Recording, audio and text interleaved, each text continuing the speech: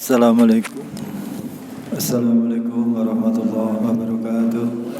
Bismillahirrahmanirrahim. Laqad Nabi Mustafa Muhammad sallallahu alaihi wasallam kafat rabbil mursalin wal awliya wa syuhada wa sholihin wa sahabati wa tabi'in wa ulama'i musannifin wa jamalikati muqarrabin wa sultan alim syekh Qadir Jailani wa musannifi hadal kitab qaddasallahu sirrahu wa nawwara dhariyahu wa yuli darajati wa ada alim barakati wa abdan alaina wa sakarmati wa nafa'ana bi ulumihim summa gafadil muslimin wal muslimat wal mu'minin wal mu'minat Allahu fillahu wa rahamhu wa afi wa afu wa ajil masbahum wa li ridha illa rasulillah niyatin salihah wa jabi kulli khair wa li tawfiq kulli syarr bi sirril fatiha a'udzu billahi minasyaitonir rajim bismillahirrahmanirrahim alhamdulillahi rabbil alamin arrahmanir rahim maliki yaumiddin إياك نعبد وإياك نستعين اهدنا الصراط المستقيم صراط الذين أنعمت عليهم غير المغضوب عليهم ولا الضالين بسم الله الرحمن الرحيم ومن معاصي البدن حقوق الوالدين والفرار من الزحف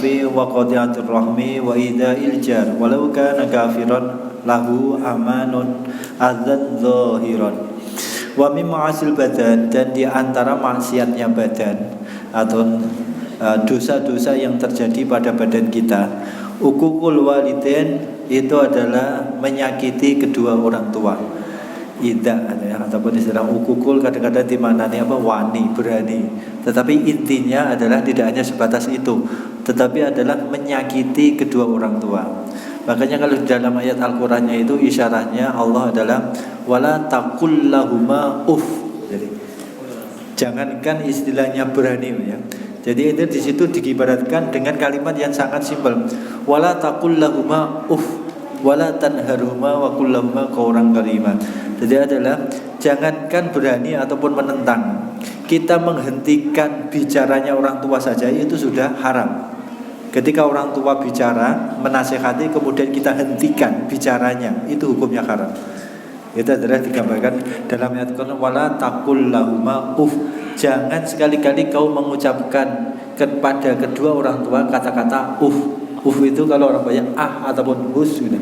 Istilahnya menyepelekan bahasa ataupun kalimat yang diungkapkan oleh orang tua. Itu saja sudah haram. Wala taqul lahuma uff wala tanharhuma wa qul lahum qawlan karima. Di sini adalah di antaranya adalah wa huwa ma yata'adziyani bihi. Pokoknya setiap sesuatu yang menyebabkan kedua orang tua merasa sakit hati ataupun tidak nyaman di hadapan orang tersebut, maka itu adalah bagian dari sesuatu yang diharamkan. Ma yata'adziyani, setiap sesuatu yang membuat orang tua merasa hatinya tersakiti, itu sudah dihukumi haram. Entah itu ucapan, entah itu perbuatan, ataupun tingkah laku, ataupun sikap dan lain sebagainya. Setiap yang menyakiti perasaan orang tua itu hukumnya haram. Itu bagian dari maksiatnya badan. Kemudian wal firal minaz zahfi, yaitu lari dari medan perang. Jadi seandainya nanti terjadi ataupun adalah ketika terjadi peperangan antara orang Islam, perang agama maksudnya ini adalah, maka ketika sudah dalam masuk medan perang kemudian lari dari medan perang, itu bagian dari dosa besar. Terkecuali kalau sekiranya jumlah dari musuh itu jauh maksudnya jauh dari keseimbangan. Seimbangnya tentara itu adalah kalau orang Islam 1 orang, orang kafir 2 orang. Ini seimbang. Ya. Jadi di dalam ayat Al-Qur'an ini ada al-ana khaffafallahu wa ankum wa alima anna fikum dha'fa fa iyyakum minkum mi'atun sabiratun yaghlibu mi'ataini. Jadi 100 orang itu yang harus dihadapi harus 200 orang. Kalau 100 orang ini lari dari medan perang, itu dosa besar. Karena apa? Islam itu adalah menjanjikan kebaikan. Apapun yang terjadi ketika sudah dalam masuk medan perang, yang terjadi apapun itu pasti kebaikan. Maka tidak boleh lari. Tidak boleh lari dari kebaikan. Di sini disebabkan dalam ayat Al-Qur'an, nahnu natarabbasu bikum ihdal husnayain. Kita menunggu terjadinya perang ini kepada kalian semua itu adalah untuk mendapatkan salah satu dari 2 kebaikan. Kalau menang iskariman, kalau mati mutsyahid, jahidan. Makanya kalau lari dari medan perang itu hukumnya haram. Malah termasuk bagian dari dosa besar. Karena Allah itu tidak menuntut sukses bukan, tetapi adalah kemampuan kita atau keinginan kita untuk menjalankan perintah itu dengan maksimal. Jadi Allah bukan menuntut kita ketika perang harus menang, bukan. Tapi ketika kita perang ya sungguh-sungguh gitu ya. Makanya tadi adalah kalau dia lari dari medan perang berarti tidak sungguh-sungguh. Dia tidak begitu sangat meyakini ya, kaitannya dengan apa yang telah dijanjikan oleh Allah. Makanya adalah ketika dia lari dari medan perang malah hukumnya dosa besar. Dan ini tidak masalah perang saja semestinya ya. Dalam itu hanya salah satu isyarat. Jadi setiap perintah Allah Subhanahu wa taala kepada hamba, apapun perintahnya itu pasti karena Allah ingin memberi kebaikan yang lebih baik daripada yang diperintahkan. Contoh misalkan, contoh banyak istilahnya, contoh diantaranya misalnya ketika Allah memerintahkan kita sedekah satu saja dibalas oleh Allah, Allah akan memberi 10 kali lipat, bahkan bisa jadi 100 kali lipat, bahkan bisa 700 kali lipat, ataupun bahkan sampai tidak ada hitungan. Ya itulah kaitannya dengan ketika kita melakukan perintah Allah. Ketika kita melakukan perintah Allah, hukum-hukum agama Islam, kalau kita benar-benar mau melakukannya dengan ikhlas, itu karena Allah sayang kepada kita. Allah ingin memberi yang lebih baik dari apa yang kita lakukan, apa yang kita korbankan itu. Dan ini sebenarnya harus kita yakin, bahwa kalau kita tidak yakin ya malah sia-sia. Karena apapun yang dilakukan kita itu adalah Allah memerintahkannya itu adalah fal yu'minu bi fal yu'minu bi wa ati'u bi wa yu'minu bi. Jadi ada syaratnya apapun yang kita lakukan harus kita benar-benar iman kepada Allah, percaya, kemudian kita taat kepada Allah. Fal yastajibu li wal yu'minu bi. Itu segala semuanya harus syaratnya itu. Maka kita akan pasti mendapatkan suatu kebaikan. Kemudian waqati'ur rahmi, termasuk maksiatnya badan lagi adalah memutuskan tali persaudaraan ya. Jadi ini dimaksud yang di sini bukan ketika kita tidak berkunjung kepada tempat saudara kita dosa, bukan. Maksudnya adalah ketika kita memutuskan, bukannya kita tidak berkunjung, bukan loh Pak. Nanti kalau tidak berkunjung itu dosa besar ya bahaya. Jadi istilahnya kita memutuskan, kita tidak mau sama sekali untuk berhubungan ataupun berkaitan lagi dengan kerabat kita. Nah, itu adalah yang dikatakan qati'ur rahmi. Rahmi ini adalah sanak saudara. Meskipun orang itu tidak ada hubungan masalah hak waris, itu tetap hubungannya adalah qati'ur. Suatu contoh adalah sepupu itu kan sudah tidak bisa mewarisi ya. Nah, tetapi itu adalah bagian dari rahmi yang harus kita jalin persaudaraannya. Kemudian wa idza iljar, termasuk maksiatnya badan lagi adalah menyakiti tetangga walau bukan kafiran lahu amanun, meskipun tetangga itu adalah tidak beragama Islam. Jadi orang Islam tidak boleh menyakiti tetangga meskipun tetangga itu sendiri adalah tidak beragama Islam ya. Makanya Islam itu sangat menjunjung tinggi dengan tadi adalah hak asasi manusia dan sebagainya, sudah jelas sepertinya. Kalaupun ada orang Islam yang tidak melakukan itu itu orangnya tidak paham tentang Islam itu sendiri. Tetapi kaitan dengan hak, jangankan sesama orang Muslim, jangankan sesama manusia, hewan saja haknya dilindungi oleh Allah. Suatu contoh ketika kita kencing saja tidak boleh di lubang yang sekiranya lubang itu ada hewannya, begitu seterusnya. Itulah hukum syariat agama Islam ya. Kemudian wat takdzib bisawat, termasuk maksiatnya badan lagi adalah menyemir rambut dengan warna hitam. Ini konteksnya kan hukum baku Pak ya. Nah, meskipun asal mulanya adalah karena ilat tasabuh.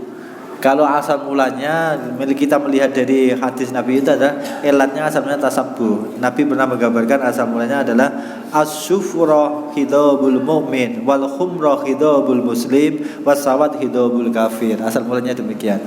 Jadi semir yang berwarna kuning-kuning, kekuning-kuningan itu adalah ciri orang mukmin. Semir kemerah-merahan itu adalah cirinya orang muslim. Tetapi semir yang berwarna hitam itu cirinya orang orang kafir. Makanya orang muslim ketika menyemir rambut dengan semir hitam itu hukum syariatnya diharam ya, karena alasannya tasabbuh bil kufar.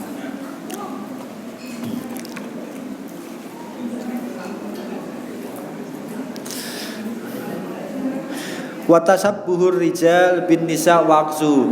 Termasuk maksiatnya badan lagi adalah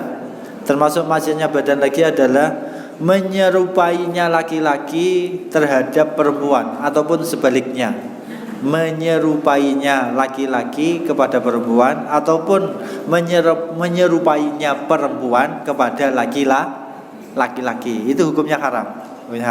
Entah itu dalam perkataan ataupun tingkah laku, Makanya ini kaitannya, ini hukumnya sebenarnya haram, tetapi sekarang menjadi tren. Ini hukumnya haram, tetapi sekarang dalam kehidupan sekarang ini menjadi tren. Bahkan malah dibangga-banggakan. Ibu-ibu kadang-kadang malah lebih senang ya seperti itu, padahal itu haram. Suatu contoh misalkan MC organ itu biasanya kan demikian. Kalau bicara itu justru hukumnya haram, Bu. Di TV juga demikian. Banyak laki-laki yang berperilaku tingkah lakunya seperti perempuan, itu hukumnya haram. Kalau kita senang dengan seperti itu, kita ikut dosa. Makanya jangan nonton yang seperti itu. Ikut dosa. Jangan nonton apa itu. Tesi itu jelas sangat kurang ajar. Hendaknya sekarang yang artis-artis yang itu sangat tren dari fun Nah, itu kalau kita sampai mengidolakan itu dosa loh, Bu. Jangan diidolakannya seperti itu. Karena tadi adalah tasabbuh, seorang laki-laki yang berperilaku seperti lagaknya perempuan, itu hukumnya haram. Kalau kita senang kepada yang haram, kita ikut kena dosanya. Makanya kalau pas itu ada di TV, langsung matiin TV-nya. Kalau dipindah channelnya. Kalau tidak ikut kena dosa.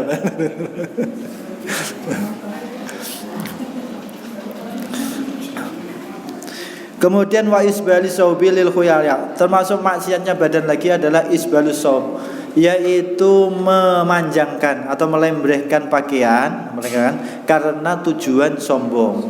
Ini yang kadang-kadang adalah ini maksudnya pemahaman, Bu, ya. Pemahaman supaya kita tidak menjadi rancu walaupun perbedaan pendapat. Jadi pakaian yang di bawah mata kaki itu hukumnya haram ketika unsurnya adalah lil khuyala, apabila ada unsur-unsur kesombongan. Tetapi kalau itu tradisi, maka tidak menjadi keharaman, ya. Kalau itu sudah menjadi tradisi, bukan sombong, itu menjadi haram. Sombong itu kan sesuatu yang beda dengan yang lain, itu yang menimbulkan sombong. Kalau sudah sama-sama seperti itu semuanya, akhirnya tidak ada kesombongan, kan tidak ada yang beda.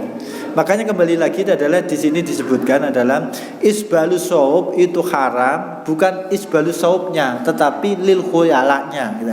Karena suatu kesombongannya. Kalau isbalus saub kemudian tidak ada sombong, malah tidak haram. Bahkan kalau perempuan ataupun khunsa malah bisa jadi wajib. Karena perempuan itu adalah auratnya itu adalah semua anggota badan terkecuali dua telapak tangan dan berarti kecet tumit itu masih menjadi auratnya perempuan. Kalau tidak isbal berarti terbuka auratnya. Maka kalau malah perempuan malah isbal itu malah wajib, ya. Jadi kalau perempuan isbal itu malah wajib, ya. Tetapi kalau laki-laki tadi, kalau ada unsur sombong menjadi haram, tetapi kalau tidak ada unsur sombongnya tidak haram. Kemudian wal khina fil yadaini wal rijlaini lirajuli bila hajatin, memakai inai bagi laki-laki apabila tidak ada tujuan ataupun tidak hajat tertentu, itu juga hukumnya haram. Tetapi kalau perempuan malah sunat. Kalau perempuan memakai inai itu malah sunat, disunatkan. Tetapi kalau laki-laki hukumnya haram kalau tidak ada hajat. Hajat itu misalnya pengobatan. Jadi di antara faedahnya ini itu adalah kalau kuku atau kena tidak tahu lah. Ketika sakit-sakit di ujung pinggir ujung gigi, kalau pakai ini itu bisa sembuh. Kemudian waqatil fardhi bi ghairi udrin, termasuk maksiatnya badan lagi adalah memutuskan ataupun menghentikan ibadah wajib padahal tidak ada udzur. Contohnya sholat duhur tidak ada apa-apa kok dibatalkan, tengah-tengah dibatalkan, itu hukumnya haram. Termasuk bagian dari maksiatnya badan. Memutuskan ibadah wajib. Ya apa saja, entah itu sholat, puasa dan lain sebagainya. Ketika ibadah itu statusnya sudah menjadi wajib kok dibatalkan tanpa ada udzur syar'i, maka hukumnya haram, dosa. Kemudian waqad inaflil haji wal umrati, termasuk maksudnya badan lagi adalah memutuskan ibadah sunatnya haji dan ibadah sunatnya umroh. Nah, jadi ibadah sunat, tetapi kalau masalah ibadah haji atau ibadah umroh diputuskan tengah-tengah jalan, itu juga hukumnya haram, bagian dari maksiat juga. Nah, jadi tidak boleh. Kemudian wa muhaqatil mu'min istihza'an bi, termasuk maksiatnya badan lagi adalah menirukan atau menyerupai atau menirukan orang mukmin istihza'an bi, karena tujuan meremehkan atau mentertawakan atau meremehkan. Jadi ada menirukan. Suatu contoh misalkan ada orang yang suaranya kecil, ditirukan suaranya. Ataupun misalkan ada orang yang berjalan lenggak-lenggok, kemudian ditirukan jalannya. Nah, kalau tujuannya istihza, maka itu hukumnya haram. Wa tajassus ala auratin nas, termasuk maksiatnya badan lagi adalah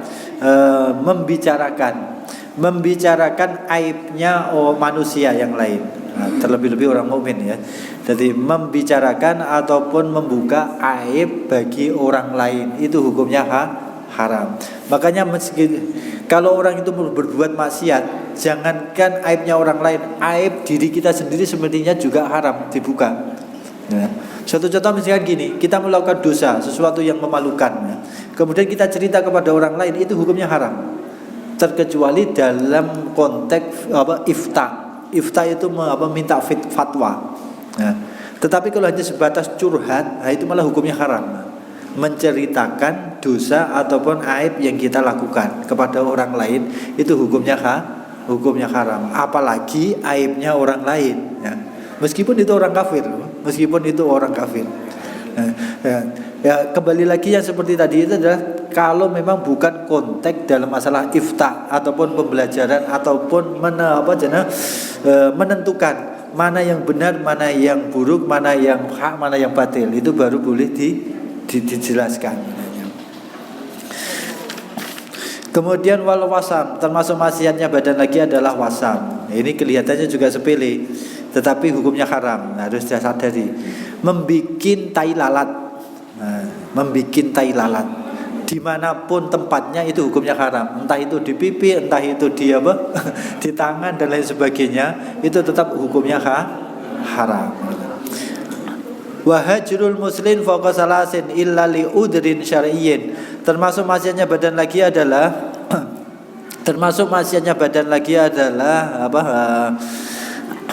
hajar itu juda, ataupun istilahnya tidak mau negur, tidak mau teguran, tidak berteguran sesama orang muslim lebih dari 3 hari tanpa ada udzur syar'i, itu juga hukumnya haram. Tanpa ada udzur syar'i. Kalau ada udzur syar'i, maksudnya gini, alasannya itu bukan karena ego ataupun bukan karena nafsu, tetapi karena alasan hukum agama, itu boleh. Kita tidak teguran kepada orang sesama muslim kalau alasannya adalah alasan masalah agama, itu tidak dosa. Tetapi kalau alasannya adalah masalah pribadi atau masalah nafsu, ego dan lain sebagainya, hukumnya haram. Masalah agama dicontohkan adalah illa li udrin syar'in wa misalkan adalah kita tidak berteguran kepada orang Islam yang ahli maksiat. Karena kalau kita selalu teguran kepada mereka merasa nyaman hidup berada di tengah kita. Bahkan dia semakin menjadi-jadi kemaksiatannya karena tidak sungkan lagi kepada kita. Maka boleh ketika kita berteguran kita bertemu bertatapan kepada kemudian kita tidak berteguran itu boleh. Jadi alasannya tadi karena hukum syariat supaya mereka sadar bahwa yang dilakukan itu adalah salah itu boleh. Makanya kemudian di sini juga dijelaskan adalah wa mujalasatil mubtadi awil fasik lil inas. Itu juga bagian dari haram lagi. Dalam kita duduk berkawan dengan orang-orang yang ahli bid'ah ataupun kita duduk berkawan dengan orang-orang yang fasik karena biar mereka senang, itu hukumnya haram. Jadi menyenangkan hatinya orang yang ahli bid'ah ataupun menyenangkan hatinya orang yang fasik itu hukumnya haram. Makanya ini kalau dikaji jauh ya, kehidupan kita ini banyak haram karena menyenangkan orang fasik. Ini apa? Nggak kalau dikaji secara jauh. Suatu contoh misalkan adalah ketika ada orang organan, kemudian ketika kita datang di situ, alasannya kalau tidak datang Anda enak, berarti kan ingin menyenangkan hati orang itu. Nah, ini ya haram berarti. Kalau kita datangnya adalah merasa tidak enak kalau tidak datang. Berarti adalah supaya mereka nyaman dengan kita juga nyaman dengan mereka kan itu kan udah enak. Nah, tujuan pokoknya ketika kita bergaul dengan orang yang fasik ataupun orang mubtadi, orang yang ahli bid'ah, kalau tujuannya adalah untuk menyenangkan hati mereka, itu hukumnya haram. Lain kalau bergaulnya adalah untuk dakwah, untuk mengingatkan mereka, untuk jenis didakwahi, ya itu lain lagi. Tetapi kalau hanya sebatas untuk menyenangkan hati mereka, kita merasa tidak enak, nah itu hukumnya haram. Kemudian walubsud dhahabi wal fiddati wal kharir aw ma aktsaruhu waznan minhu lirrajulil balik illa khatamil fiddah. Termasuk maksudnya badan lagi adalah seorang laki-laki memakai hiasan emas ataupun perak ataupun menggunakan baju dari sutra ataupun kain yang campur ataupun yang bercampur antara sutra dengan yang lain tetapi sutranya yang lebih banyak, yaitu dipakai oleh seorang laki-laki sudah balik, ya, itu hukumnya haram. Tetapi kalau laki-laki belum balik boleh, ataupun perempuan itu boleh. Khusus laki-laki hukumnya haram. Bahkan kalau perempuan bisa jadi menjadi sunat, ya, ketika dia menggunakan semuanya itu di depan suaminya untuk bersolek di hadapan suami, malah menjadi ibadah. Makanya ibu-ibu kalau bersolek itu ketika di rumah di dalam kamar maka dapat pahala. Tapi kalau bersolek mau jalan-jalan itu dapat neraka. Lendai ya.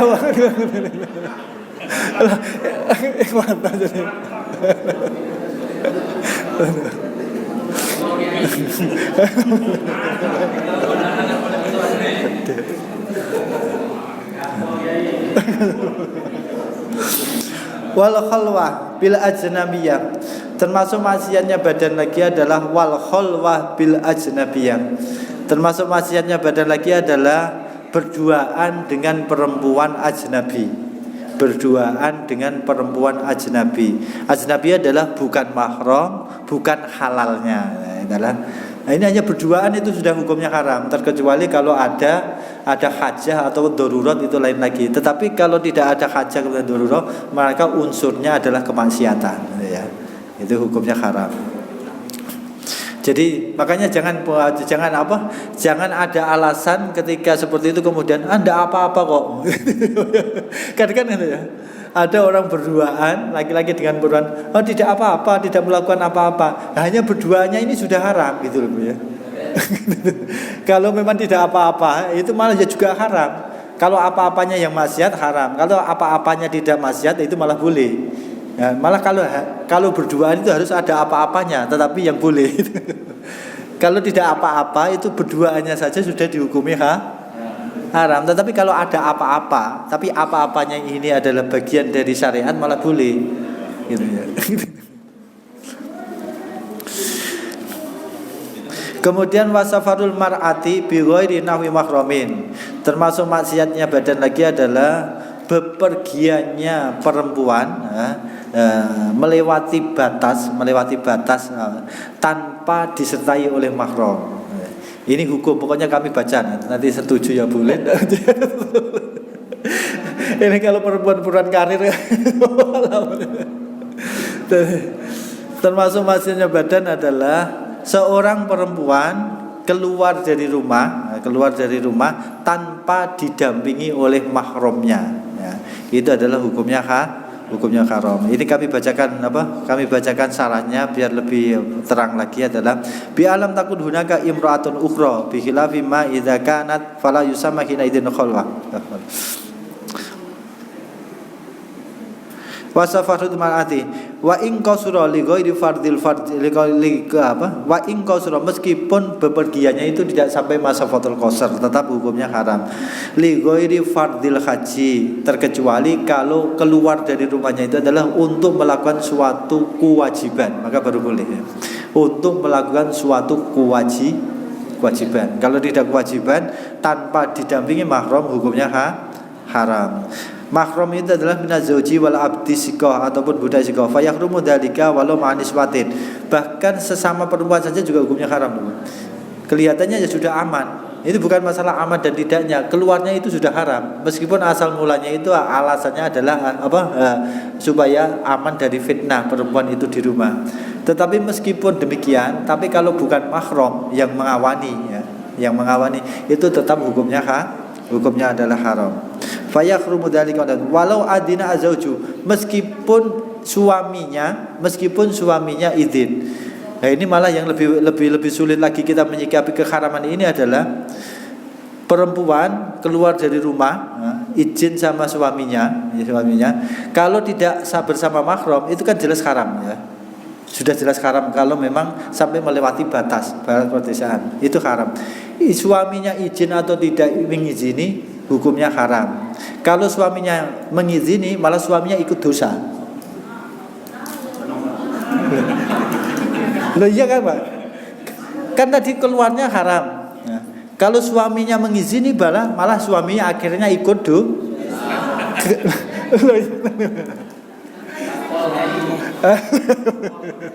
Lendak kalau ini kasihan kan seperti itu Pak ya. Kalau tadi seandainya dilakukan perempuan keluar dari rumah, kalau tanpa mahram sampai melewati batas itu hukumnya haram. Izin ataupun tidak izin haram. Kalau tidak izin berarti malah suaminya aman. Tetapi kalau izin suaminya mengizini, malah suaminya ikut kena kan gitu ya.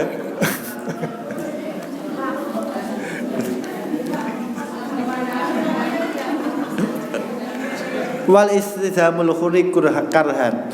Termasuk maksiatnya badan lagi adalah istidhamul khurri kurhan, yaitu memperbudak ya.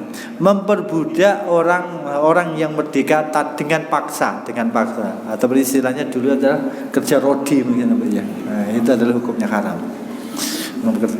Wal istighfar bil ulama, termasuk maksiatnya badan lagi adalah meremehkan ataupun menghina ulama. Nah, di sini ulama itu mutlak loh. Berarti adalah baik ulama itu adalah ulama baik ataupun ulama itu buruk, tidak boleh dihina, tidak boleh diremehkan. Lain kalau dengan pejabat, wabil imamil adil, dan dengan imam adil. Kalau imam itu zalim boleh diremehkan.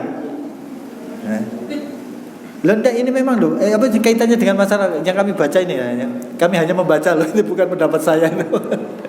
Jadi adalah termasuk maksiatnya badan itu adalah istighfaf bil ulama, meremehkan atau menghina ulama. Nah, ini mutlak. Ulama siapapun ketika diremehkan hukumnya haram. Entah itu ulama itu melakukan dosa ataupun tidak, fasik ataupun tidak. Tetapi kalau wabil imam al-adil, tetapi kalau penguasa pemerintah diremehkan, kalau adil hukumnya haram, tetapi kalau fasik tidak haram. Kemudian wabisa ibil muslim, termasuk maksiatnya badan lagi adalah wabisa ibil. orang yang tidak mempunyai apa istilahnya, tata krama ya, tata krama. Karena di sini Nabi menggambar apa jana dasarnya Kiai Syareh, beliau mengungkapkan hadis Nabi adalah laisa minna man lam yuwarki kabirona walam yarham saghirona walam ya'rif li'alimina haqqahu. Jadi termasuk haram itu adalah apabila orang tua tidak sayang terhadap yang lebih muda. Ini juga haram. Ataupun yang lebih muda tidak hormat kepada yang lebih tua. Ini juga hukumnya haram. Ataupun walam ya'rif li'alimina haqqahu, kita tidak memahami ataupun tidak memberikan hak-haknya orang alim ataupun ulama. Nah, itu juga bagian dari maksiatnya badar. Kemudian wa mu'adatil wali, termasuk maksiatnya badan lagi adalah mu'adatil wali. Wa hiya imma bimakna al-fa'il. Mu'adah, menentang ataupun memusuhi wali. Wali itu ada dua, bukan wali kelas, bukan. Maksudnya enggak ya. Ini wali itu pengertiannya dua. Wali, ada wali itu pemerintah, ada wali itu adalah kekasih Allah.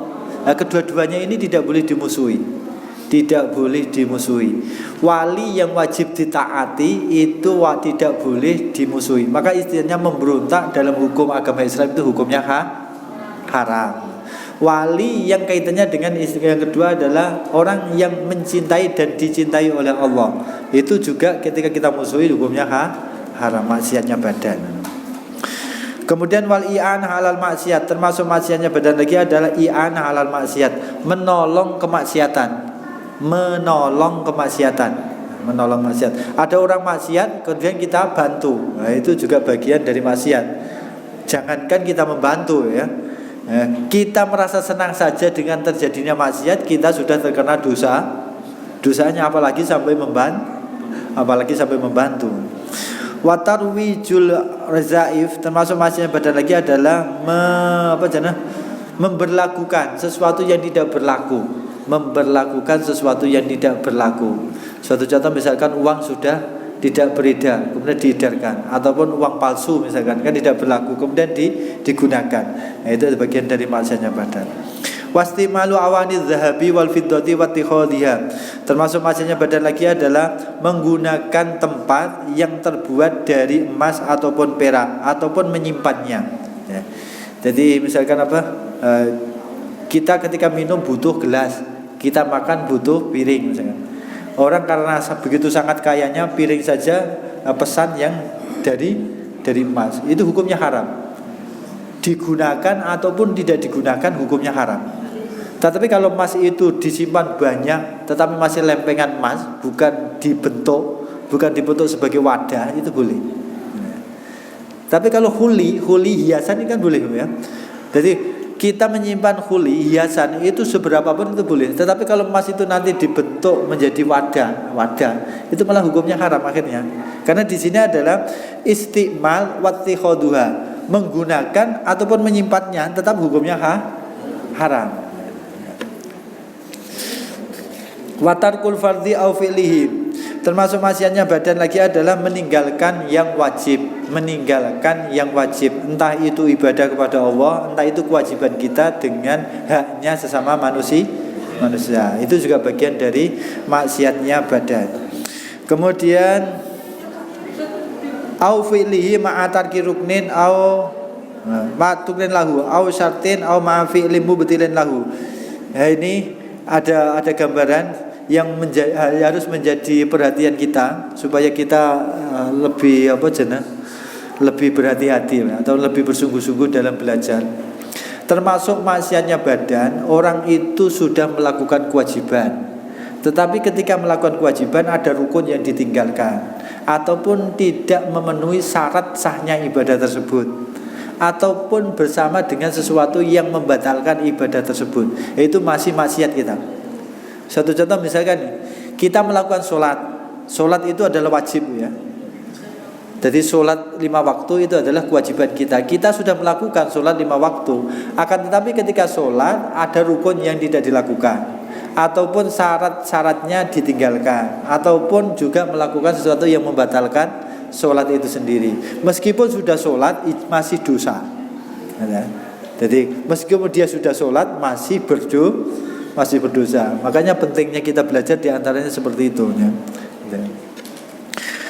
Kemudian watarkil jum'ah, termasuk maksiatnya badan adalah kita tidak melakukan sholat jum'ah ma'awujubiha alaihi, padahal jum'atan itu sudah wajib bagi kita. Bagi orang yang berkewajiban jum'atan, meninggalkan jum'atan itu hukumnya haram, berdosa. Meskipun orang itu melakukan sholat duhur tetap terkena hukum dosa. Jadi orang yang wajib jum'atan kemudian tidak jum'atan, meskipun dia mengganti jum'atan dengan duhur tetap hukumnya berdosa. Watarku nahwi ahli qaryati al jamaah fil maktubah.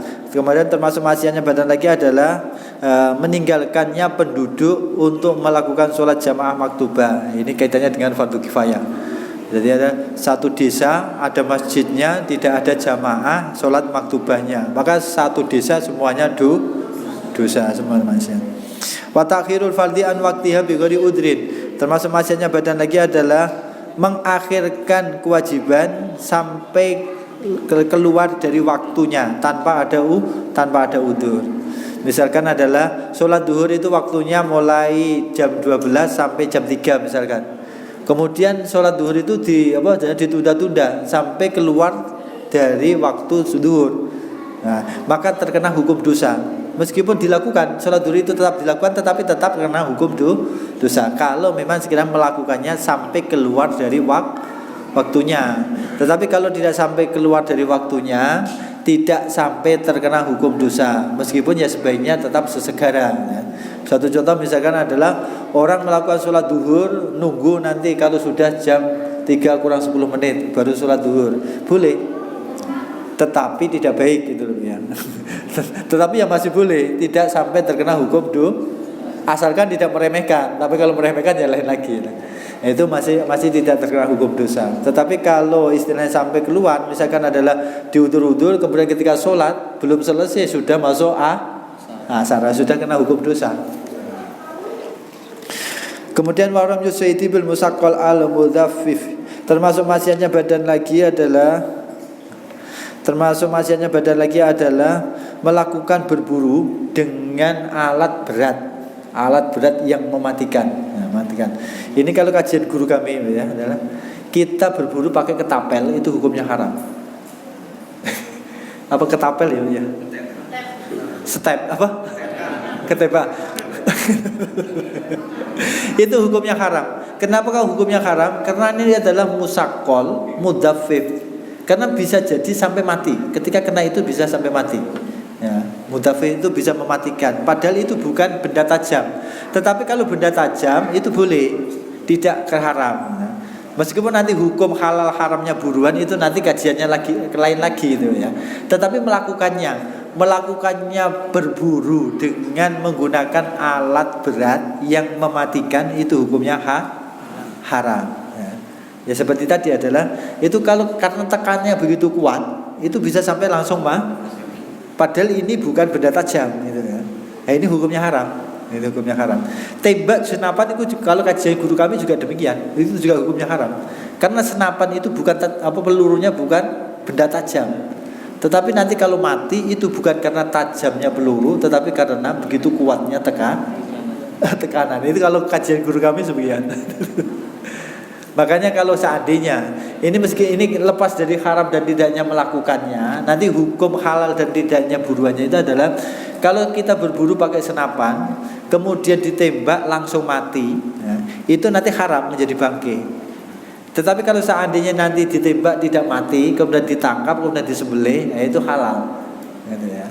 Sama dengan pakai ketapel tadi, berburunya pakai ketapel itu hukumnya haram. Kalau langsung mati berarti langsung jelas haram karena menjadi Tetapi kalau seandainya nanti tertangkap, masih hidup, masih sehat, tertangkap kemudian disembelih, berburunya haram tetapi dimakan halal.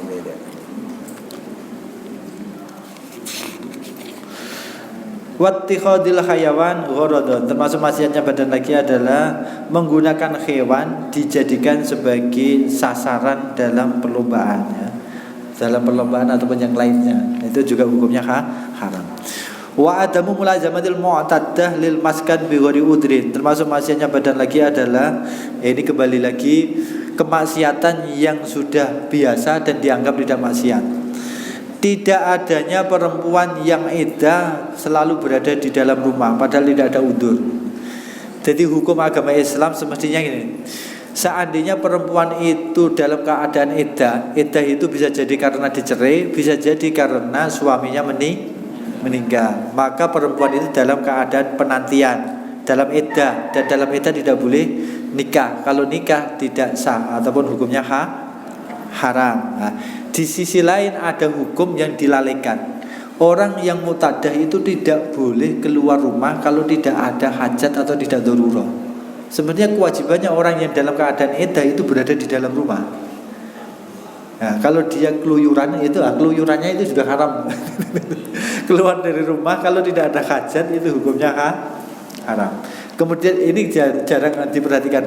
Ada yang lebih lagi. Ada yang lebih diabaikan lagi. Wadamul ikhdad ala zauji. Termasuk maksiatnya badan lagi adalah perempuan dalam keadaan iddahnya ditinggal mati suaminya, dia tidak melakukan ikhdad. Nah, ikhdad ini hukum semestinya. Cuma kadang kembali lagi adalah orang awam, orang muslim tidak tahu apa itu ikhdad. Jangankan orang awamnya, kadang-kadang ustadz tidak ditanya ikhdad tidak tahu apa itu ikhdad. Ini problem itu.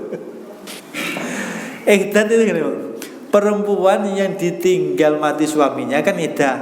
Nah, ketika iddah wajib iddah itu tidak boleh memakai minyak wangi, tidak boleh bersolek ya.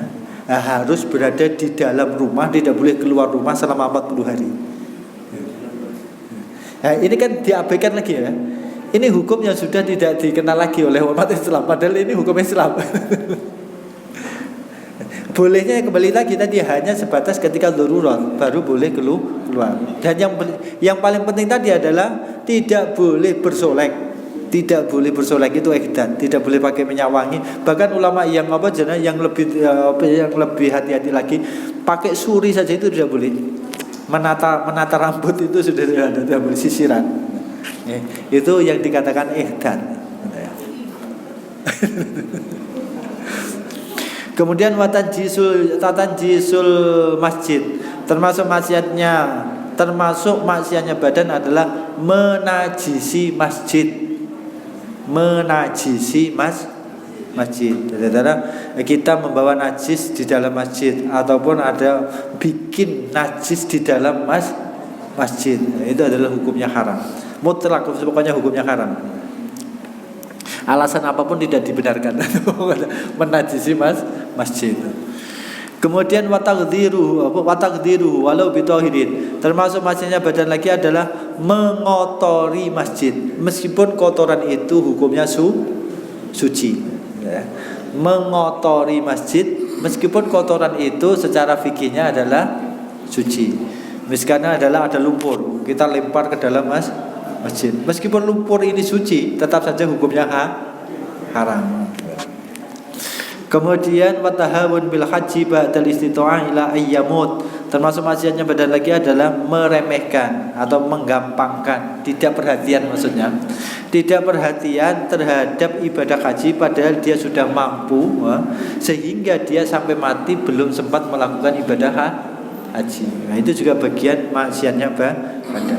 Tetapi kalau sempat ibadah haji ya tidak sampai terkena maksiat. Karena ibadah haji itu adalah kewajibannya waktunya adalah mulai dia mampu sampai mati. Maka kewajiban ibadah haji itu seumur hidup hanya sekali. Berarti kewajiban waktunya adalah mulai dari mampu sampai dia mati. Maka menjadi maksiat ketika dia tidak sampai sempat melakukan ibadah haji. Kalau hanya diundur-undur ya tidak dosa juga, seperti sholat tadi. Misalkan mulai muda itu orang itu sudah kaya raya, tetapi tidak kasih haji.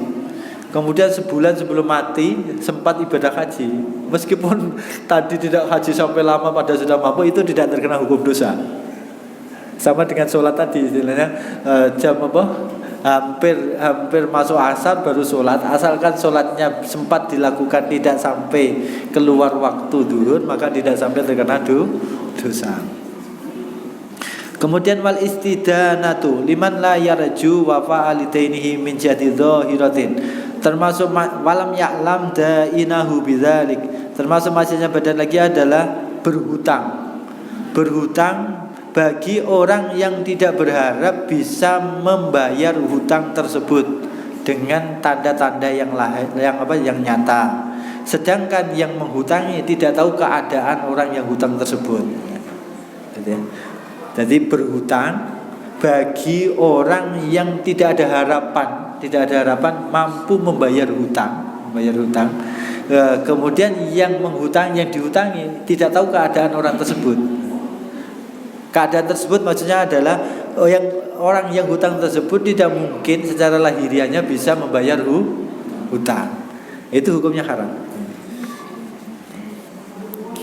Kemudian wa adamu idharul mu'sir, termasuk maksiatnya badan lagi adalah tidak mau menunggunya orang yang menghutangi kepada orang yang hutang padahal dia belum mampu membayar hutang. Ini kebalikannya ya. Jadi ada orang hutang, janjiannya 1 bulan, sudah sampai 1 bulan, kenyataannya dia bangkrut, tidak bisa membayar maka orang yang menghutangi wajib memberi tempo lagi. Tidak boleh menyita barang, juga tidak boleh menambah denda, tidak boleh didenda. Ya, jadi ini hukum tuh Pak. Jadi ketika ada orang ngehutang berjanjian, misalkan berjanjian 1 bulan nanti kami bayar. Kemudian sudah sampai 1 bulan, kenyataannya yang hutang ini memang tidak mampu untuk membayar hutang. Maka orang yang menghutang itu wajib memberi tempo lagi. Tidak boleh menyita barang, juga tidak boleh denda. Kalau sudah lewat janjian, kalau tidak ya didenda, tidak bisa. Ini hukum loh Pak, hukum agama. Makanya kembali lagi adalah hutang piutang itu bukan muamalah bisnis, bukan bukan urusan bisnis. Hutang piutang itu adalah urusannya sosial, maka tidak boleh mengambil keuntungan gitu ya. Jadi hutang piutang itu bukan bisnis. Kembali lagi ada hutang piutang itu secara syariatnya adalah sosial, maka tidak boleh mengambil keuntungan. Sampai-sampai kemudian ditetapkan oleh ulama fikih adalah kullu qardin jaro naf'an fa huwa riba. Setiap hutang piutang yang mengambil kemanfaatan dari hutang piutang itu orang yang menghutangi itu adalah riba. Ya. Makanya kembali adalah hukum fikihnya akhirnya orang yang menghutangi sudah sampai waktunya, kok kenyataannya memang tidak mampu membayar hutang, ya harus wajib untuk memberi tempo lagi. Kemudian ditambah keterangan oleh Allah dalam ayat Al-Qur'annya adalah wa antasaddaqu fa huwa khairul lakum. Jadi adalah wa in kana du usratin fa nadhiratun ila maisarah wa antasaddaqu fa huwa khairul lakum. Jadi wajib memberi tempo lagi. Tetapi kalau sekiranya kita ikhlas ya sudah dibebaskan. Membebaskan ini hukumnya sunat. Tetapi hukum sunat ini pahalanya lebih besar dibandingkan hukum wajib, yaitu tadi adalah memberi tempo. Kemudian wabadlil mali fi maksiatin, termasuk maksiatnya badan lagi adalah menyerahkan harta benda digunakan untuk maksiat. Menyerahkan benda digunakan untuk maksiat. Urunan misalkan, urunan untuk beli khamr, urunan untuk berjudi, atau bahkan urunan untuk organan. Sebentar lagi 17-an. Hati-hati Pak RT Pak RT. Nah ini kajian.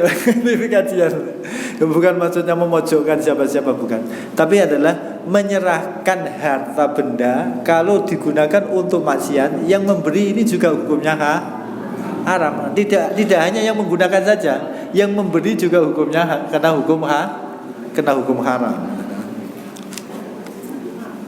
Wal istihanah bil mushaf, termasuk maksiatnya badan lagi adalah istihanah bil mushaf, yaitu menghina ataupun meremehkan mushaf. Ini kalau kajiannya lebih tinggi Pak ya. Tetapi jangan untuk jangan untuk memvonis orang, supaya kita hati-hati untuk diri kita sendiri saja. Termasuk bagian menghina Al-Quran, apabila kita menyamakan Al-Quran dengan sesuatu yang hina. Bahkan sampai dalam ayat Al-Quran itu, ini jarang orang yang menyampaikan, tapi kami sampaikan.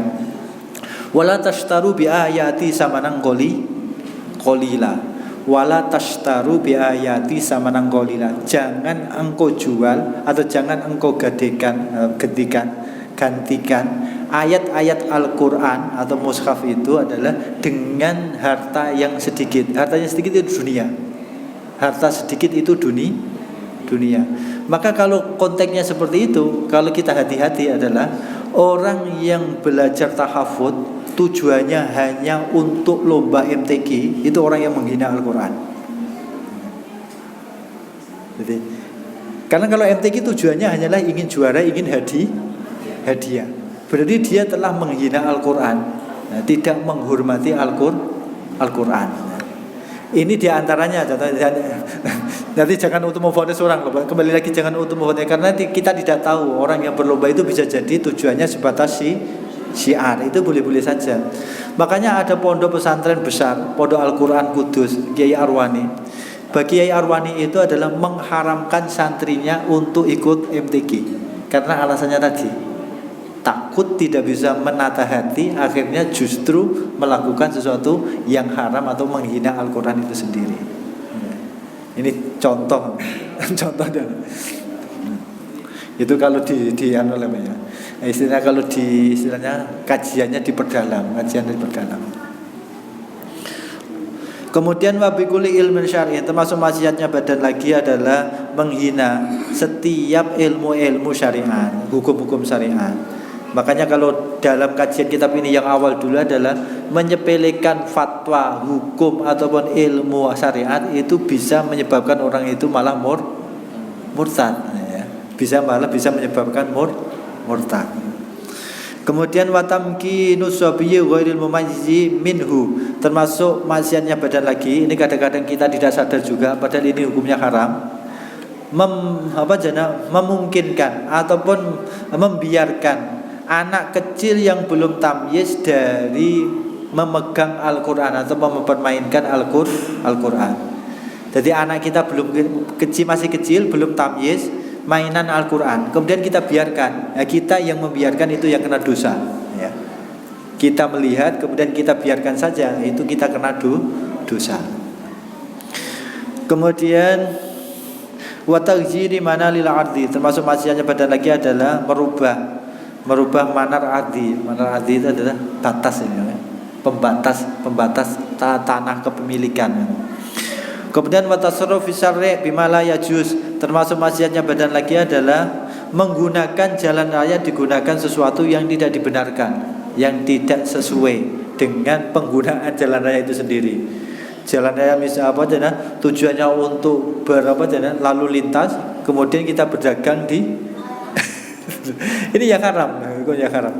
Tasarrufus syari' adalah bima la yajuz. Menggunakan jalan raya digunakan untuk sesuatu yang tidak dibenarkan atau tidak sesuai dengan penggunaannya.